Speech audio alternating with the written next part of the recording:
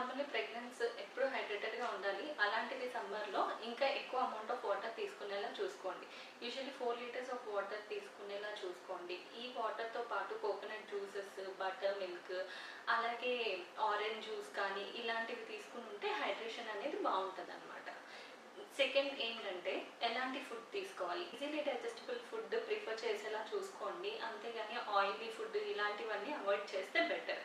థర్డ్ది, మనం బయటికి వెళ్ళినప్పుడు ఈ loose fitting clothes like cotton clothing prefer చేయండి. అండ్ ఫోర్త్ టిప్ ఏంటంటే ఏ టైంలో లేదన్నా మనకి ఏదైనా పని ఉంటే ఏ టైంలో వెళ్తే బెటర్.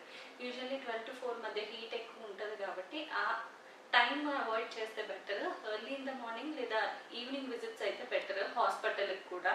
అండ్ ఫోర్త్ ఏంటంటే మనం బయటకు వెళ్ళక ముందు మీరు స్కిన్ హైడ్రేటెడ్గా ఉంచుకోవడానికి ఏదైనా SPF 30+ సన్ స్క్రీన్ లోషన్ వాడుకుంటే బెటర్.